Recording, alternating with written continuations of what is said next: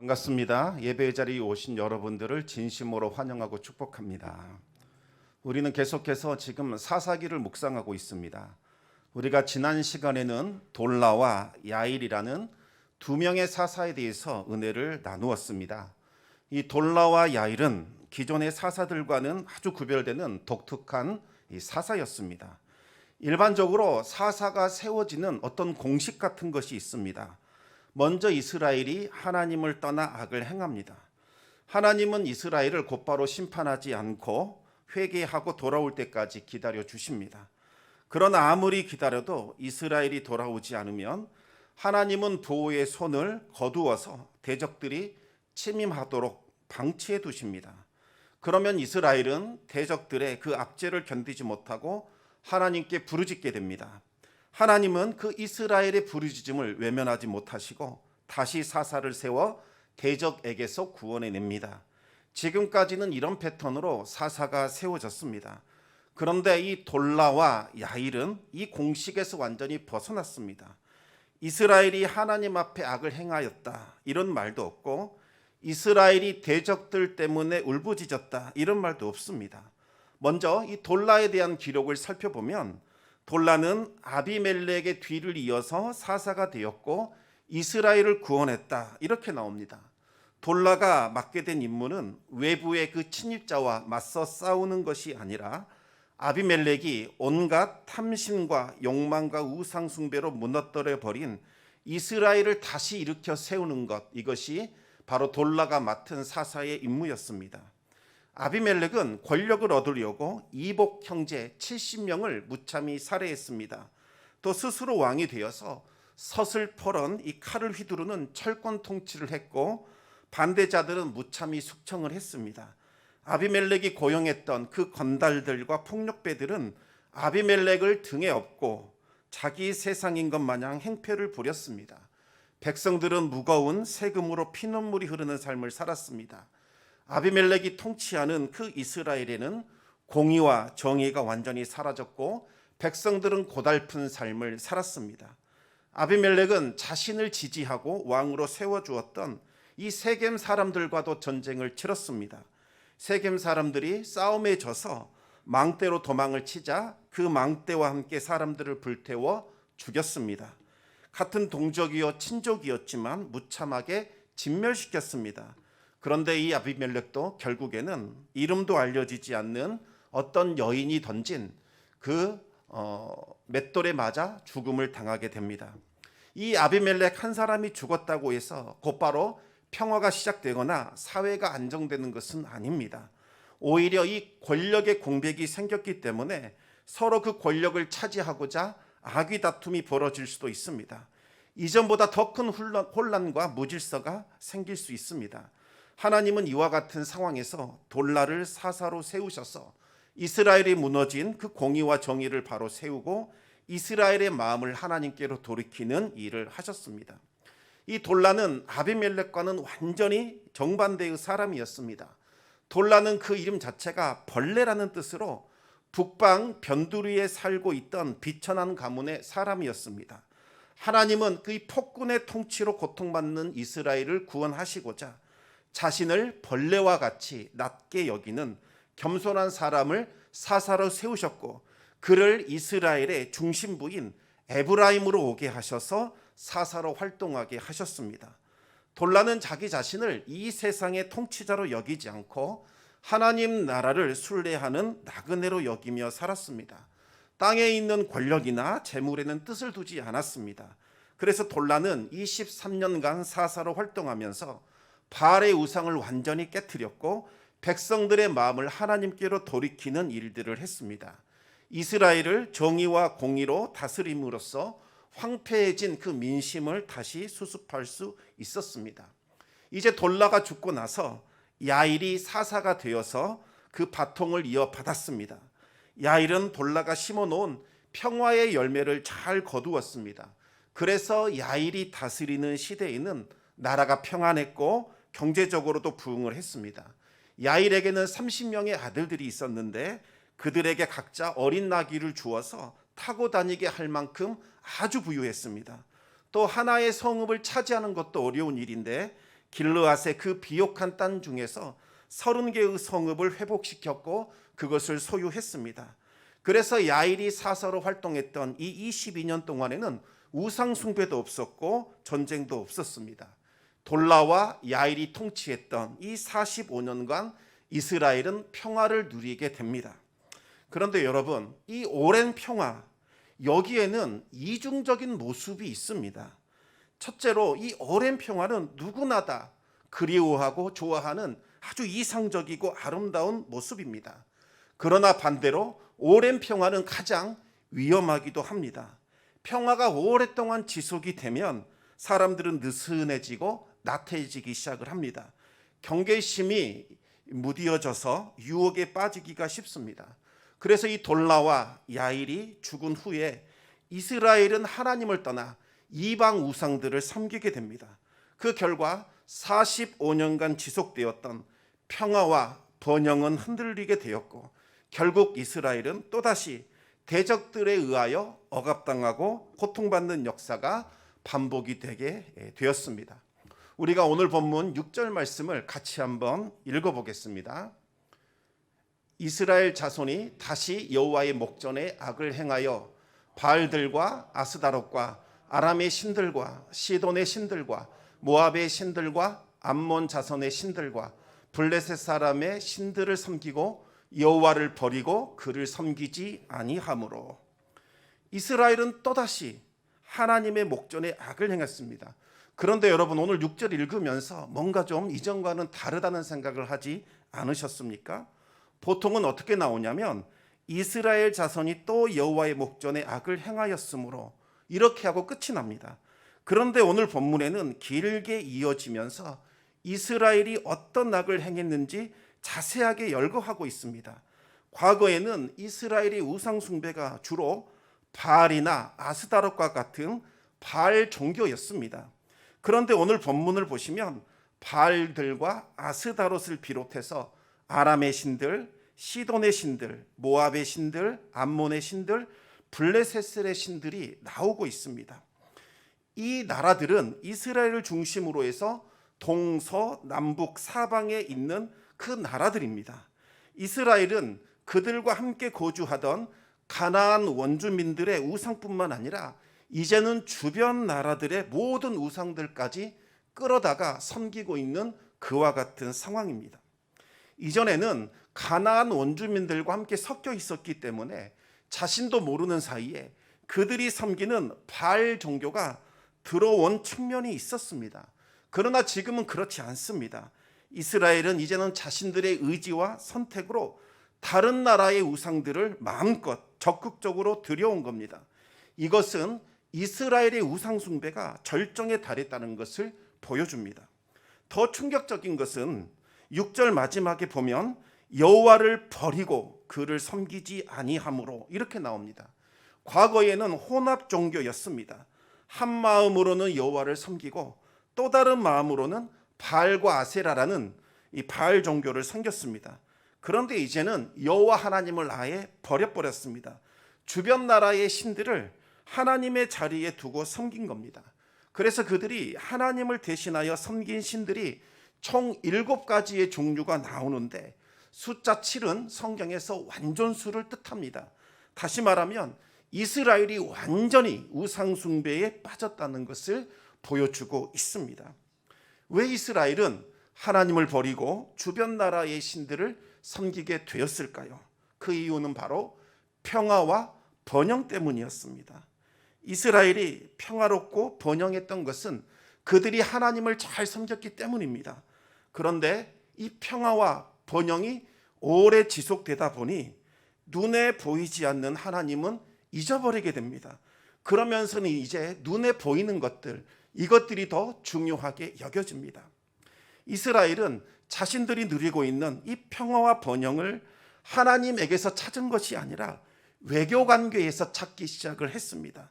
다른 나라들과 우리가 좋은 외교 관계를 맺어야 정치적으로 안정이 되고 또 다른 나라와 무역을 활발하게 할 수 있어서 많은 돈을 벌어 번영할 수 있다고 생각을 하게 된 겁니다. 평화와 번영을 우리가 오래도록 유지하려면 중요한 것은 외교다. 국가 간의 관계를 잘 풀어야 한다, 이렇게 생각을 했던 겁니다. 다른 나라들과 좋은 관계를 맺는 가장 일반적인 방법은 그들이 섬기고 있는 신들을 가져다가 섬기는 겁니다. 다른 나라의 신을 위한 신전을 따로 세우는 것이 아니라 자신들이 섬기고 있는 그 신의 신전에서 다른 나라의 신들을 섬기고 제사하는 겁니다. 다시 말하면 하나님을 섬기는 성소에서 하나님께 제사도 드리고 다른 나라의 신들에게도 제사를 드리는 이와 같은 일들이 벌어지게 된 겁니다. 신을 섬기는 제사가 많으면 많을수록 누가 가장 이득을 볼까요? 다름 아닌 종교 지도자들이나 권력자들이 경제적으로 큰 이득을 보게 됩니다. 제사가 많으면 많을수록 경제적인 효과가 살아나서 더 많은 돈이 흘러 들어오게 되고 이와 관련된 사람들은 막대한 수익을 거두게 됩니다. 경제적인 이득을 더 극대화시키기 위해서 화려하고 정교한 이 제사 절차를 집어넣어서 제사를 아주 정교하고 어렵게 만들었습니다. 처음에는 마지못해서 요식행위로 사람들이 우상숭배의 자리에 참여했을지라도 시간이 흐르다 보면 우상이 이제는 하나님의 자리를 차지하게 되는 겁니다. 여러분, 하나님을 버리고 외교관계에 치중한 것, 이것이 과연 이스라엘에게 유익이 되었을까요? 처음에는 정말 좋은 성과를 거두는 것처럼 보였을 겁니다. 그러나 하나님을 버린 결과는 처참했습니다. 우리가 알다시피 국제 외교는 신의 관계라는 게 전혀 없습니다. 오로지 힘의 논리와 경제 논리만이 지배합니다. 오늘의 동지가 내일의 적이 되기도 하고 오늘의 적이 내일의 동지가 되기도 합니다. 주변 나라들이 이스라엘과 좋은 관계를 맺고자 했던 것은 그동안 이스라엘이 하나님의 은혜로 부유했고 안정되었기 때문이었습니다. 하나님께서 이스라엘을 크고 위대하게 만드셨기 때문에 다른 나라들이 이스라엘을 함부로 하지 못했고 이스라엘과 좋은 관계 맺기를 원했던 겁니다. 그러나 이제 이스라엘이 하나님을 떠나 우상을 섬기자 하나님은 이스라엘에게 진노하셨고 이스라엘을 보호하고 있었던 하나님의 손을 거두기 시작합니다. 하나님께서 베푸셨던 은혜의 복락이 하나도 임하지 않게 됩니다. 그러자 이스라엘은 점점 기울어지기 시작했고 어려운 길로 가게 됩니다. 그 후로 이스라엘은 많이 약해졌습니다. 그러자 주변 강대국들이 이제는 이스라엘을 넘보기 시작합니다. 특히 블레셋과 암몬이 이스라엘을 침입하여 18년간 억압을 하게 됩니다. 이 블레셋이라는 나라는 지중해 연안에 있는 이 5개의 도시를 중심으로 세력을 계속해서 확장시키고 있었습니다. 그들은 이스라엘이 약해진 틈을 타서 요단강 강을 건너 이 동편에 있는 길르앗까지 진출해서 이스라엘을 괴롭혔습니다. 또 암몬이라고 하는 나라는 길르앗은 물론이고 이제는 요단강을 건너와서 서쪽에 있는 유다와 베냐민과 에브라임 족속, 바로 이 이스라엘의 본토까지 괴롭히기 시작을 합니다. 하나님은 블레셋과 암몬이 이스라엘을 억압해도 전혀 관여하지 않으셨습니다. 그대로 방치해 두셨습니다. 7절은 이것을 가리켜서 하나님이 이스라엘을 블레셋과 암몬의 손에 파셨다 이렇게 표현하고 있습니다. 18년간 양쪽에게 시달렸으니 이스라엘의 고통이 얼마나 심했겠습니까? 더 이상 이 고통을 견딜 수 없었던 이스라엘은 그제야 정신을 차리고 하나님께 부르짖게 됩니다. 우리 함께 10절 말씀을 같이 한번 읽겠습니다. 이스라엘 자손이 여호와께 부르짖어 이르되 우리가 우리의 하나님을 버리고 바알들을 섬김으로 주께 범죄하였나이다 하니. 아멘. 오늘 본문에는 분명히 부르짖었지만 이전과는 또 다른 모습이 나타납니다. 그전에는 다른 민족의 그 학대, 착취가 너무나 힘들어서 우리 다 죽게 생겼습니다 이렇게 부르짖었습니다. 자신들의 잘못에 대한 반성은 전혀 없었습니다. 힘들고 고통스러운 그 상황만 호소했을 뿐입니다. 그런데 지금은 하나님을 버리고 우상을 섬긴 그 죄악 때문에 우리가 벌을 받고 있습니다 이렇게 고백하며 회개하고 있습니다. 이와 같은 변화는 어떻게 해서 일어난 걸까요? 하나님께서 기드온을 사사로 세우시기 전에 선지자를 보내셔서 왜 너희들이 이와 같은 심판을 받고 있는지 그 이유나 알고서 부르짖으라 가르쳐 주셨기 때문에 그 후로는 이스라엘의 기도가 이렇게 바뀌기 시작을 합니다. 그나마 이스라엘이 자신의 죄를 깨닫고 회개했다는 것은 정말 다행스러운 일이라고 할 수 있겠습니다. 그러나 한편으로 보면 우상 숭배가 심각한 죄라는 것을 알고서도 우상 숭배에 빠져든 겁니다. 이것은 더 심각한 문제라고 할 수 있습니다. 몰라서 죄를 저지른 것이 아니라 알면서도 죄를 지은 겁니다. 지금 당장 눈앞에 있는 그 평화와 번영을 위해서 죄악을 저질렀던 겁니다. 이스라엘의 죄악이 얼마나 고의적이었고 또 가증했는지를 오늘 본문 말씀을 통하여 우리가 알 수 있습니다. 이스라엘의 그 부르짖음에 대해서 하나님께서 이제 대답하십니다. 우리 11절에서 14절까지 말씀을 같이 한번 읽어보겠습니다.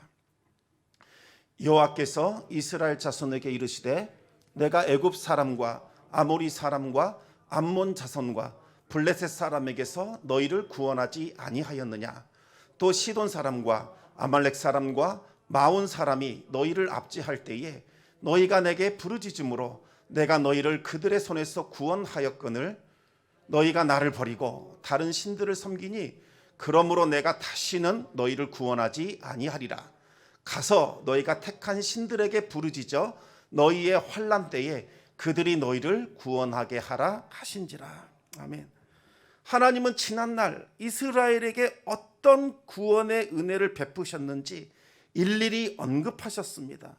출애굽에서부터 시작된 구원의 역사를 하나하나 나열하셨습니다.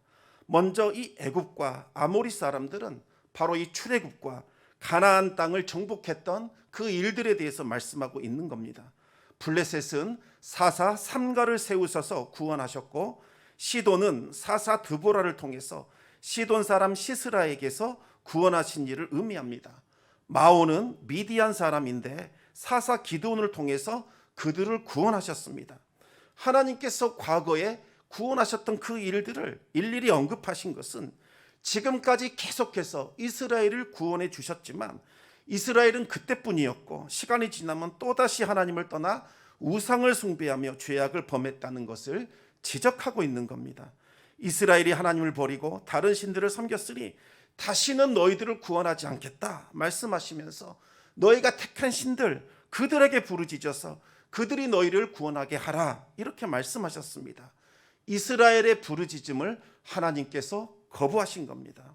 여러분, 이와 같이 단호한 하나님의 그 말씀을 통해서 여러분은 무엇을 느끼십니까? 하나님께서 화가 많이 나셨나 보다. 하나님 정말 엄하신 분이시구나. 하나님은 두 번 다시 용서해 주지 않는구나. 혹시 그와 같은 것을 느끼고 계시지는 않습니까? 그런데 우리는 이 말씀을 통해서 하나님의 마음이 얼마나 상했는지, 얼마나 하나님의 마음이 상처받았는지를 느끼고 헤아릴 수 있어야 합니다. 여러분, 하나님은 이스라엘을 정말 사랑하셔서 이스라엘을 위해서 모든 것을 다 내어주셨습니다. 오로지 이스라엘, 그들만이 하나님의 전부였습니다. 그러나 이스라엘은 번번이 하나님을 거역하고 배반했습니다. 어떤 영화에 이런 대사가 나온다고 합니다. 아파요. 몹시 아파요. 그렇지만 낫고 싶지는 않아요. 무슨 내용이냐면 어느 시골에 아주 순박한 청년이 있었는데 그 마을의 카페에서 일하는 아가씨를 사랑하게 됩니다. 그녀를 사랑하는 자신의 마음을 이렇게 표현했습니다. 아파요. 몹시 아파요. 그렇지만 낫고 싶지는 않아요. 누군가를 사랑하는 마음을 갖게 되면 늘 마음이 아픕니다. 상대방이 내 마음을 알아주지 못해서 아프기도 하고 또 상대방에게 내 마음을 잘 전하지 못해서 그것이 늘 아픕니다. 그런데 그 아프면서도 이것이 낫게 되기를 원하지는 않는 것, 이것이 바로 사랑이라는 병에 걸린 사람의 모습입니다. 지금 하나님은 이스라엘 때문에 이토록 마음이 상하고 아프셨습니다. 하나님은 학대받고 버림받아 볼품없었던 그 이스라엘을 자신의 아내로 맞이하셨고 가장 아름다운 옷을 입히셨고 보석으로 치장하여 존귀하게 만들어 주셨습니다. 하나님은 그 이스라엘을 위해서 모든 필요한 것과 쓸 것을 다 내어주셨습니다. 그러나 이스라엘은 그 모든 것을 가지고 우상에게로 가버렸습니다. 하나님은 자신을 버린 이 배은망덕한 이스라엘을 미워하지 않으셨습니다. 그럴수록 더욱더 꺼지지 않고 불타오르는 마음으로 사랑하셨습니다. 하나님은 이스라엘이 마음을 돌이키고 다시 돌아오기만을 기다리셨습니다. 하지만 이스라엘은 하나님께 눈길 한번 주지도 않았습니다. 그러다가 모든 것을 다 탕진해 버린 후에야, 그리고 학대를 당하고 찢기고 버림받은 후에야 하나님을 찾아와서 울부짖었습니다. 그 모습을 보신 하나님의 마음은 불붙는 것 같았습니다. 또다시 상처를 치료하고 회복시켜서 존귀한 존재로 만들어 주셨습니다. 그러면 이스라엘은 또다시 우상에게로 가버렸습니다. 이와 같은 일들이 계속해서 반복해서 일어나고 있었던 거지요. 사랑 때문에 그 큰 상처를 받으신 하나님은 더 이상 이스라엘을 구원하지 않는다 선언하셨습니다. 너희들 아무리 울부짖어 봐라, 내가 응답하지 않겠다, 이렇게 다짐하셨습니다. 너희가 좋아서 쫓아간 그 신들에게 부르짖어 구원하라고 하셨습니다. 그러면서 더 이상 너희들과는 상관하지 않겠다 말씀하셨습니다. 여러분, 과연 이것이 하나님의 본심일까요? 그렇지 않습니다. 꼴도 보기 싫으니 두 번 다시 나타나지 말라. 부모님의 표현법과 같습니다. 애정이 어린 질책입니다. 얼마나 내 마음이 아픈지 상한지, 얼마나 내가 화가 나는지 알려주는 겁니다. 만약 정말로 관계를 끊어버릴 작정이었다면 하나님은 아예 응답조차 하지 않으셨을 겁니다. 이스라엘은 하나님께 매달렸습니다. 우리 15절과 16절 말씀을 같이 한번 읽겠습니다. 이스라엘 자손이 여호와께 여쭈되 우리가 범죄하였사오니 주께서 보시기에 좋은 대로 우리에게 행하시려니와 오직 주께 구하옵나니 오늘 우리를 건져내옵소서 하고 자기 가운데에서 이방 신들을 제하여 버리고 여호와를 섬김에 여호와께서 이스라엘의 권고로 말미암아 마음에 근심하시니라. 아멘. 하나님, 우리가 죄인입니다. 입이 10개라도 할 말이 없습니다. 그러나 지금은 달리 기댈 때가 없습니다. 제발 오늘은 우리를 건져내 주시고 우리를 살려 주십시오. 그리고는 그들은 모든 이방 신들을 다 제거하고 하나님을 섬겼습니다. 그러자 하나님은 마음에 근심하셨습니다. 여기서 근심하셨다는 말은 마음이 줄어들었다, 마음이 축소되었다, 이런 의미입니다. 애가 타서 마음이 불붙는 상태, 도저히 견딜 수 없는 상태가 되었다는 뜻입니다. 무엇이 하나님의 마음을 근심하게 했을까요? 16절을 보시면 이스라엘의 권고함으로 말미암아 하나님이 근심하셨다, 이렇게 나옵니다. 두 번 다시 내가 너희를 구원하지 않겠다 말씀하셨지만 이스라엘이 처참한 몰골로 눈물을 흘리며 돌아오자 하나님의 마음은 다시 불타올랐고 애간장이 녹아 내리셨습니다. 이스라엘을 바라보시는 하나님의 심정은 마치 비참한 모습으로 풀이 죽어 집으로 돌아오는 탕자를 저 멀리서부터 알아보고는 단숨에 뛰어가 품에 안아주었던 바로 그 아버지의 심정과도 같습니다. 한두 번 속은 것도 아니고 한두 번 배신당한 것도 아닙니다. 용서하고 구원해주면 또다시 배신할 겁니다. 그러나 이스라엘이 울부짖는 그 소리를 차마 외면할 수가 없었습니다. 하나님은 결국 그들에게 사사를 보내어 그들을 구원하십니다. 그 사람의 이름이 바로 입다라는 사사입니다. 성도 여러분, 우리가 뭔가 좀 잘났거나 특별한 뭔가를 남들에 비해서 내가 지금 하나님께 하고 있기 때문에 그것 때문에 하나님이 나를 더 사랑하시고 그것 때문에 하나님이 나를 구원한다고 생각하십니까? 그렇지 않습니다. 오직 하나님의 자비하심, 오직 하나님의 그 긍휼하심으로 인하여 우리가 구원받은 것이고 은혜를 입으며 살아가고 있는 겁니다. 하나님의 그 긍휼과 자비하심이 우리를 구원하는 구원의 근거이자 하나님께서 우리에게 은혜를 베푸시는 은혜의 시작이라는 것 꼭 기억하시기 바랍니다. 우리는 끊임없이 하나님을 떠나 죄 짓는 삶을 살아갑니다. 구원받은 후에도 수많은 죄를 저지르며 살아갑니다. 심지어 하나님 사랑합니다 고백하면서도 하나님의 마음을 아프게 하는 패역한 삶을 살아가고 있습니다.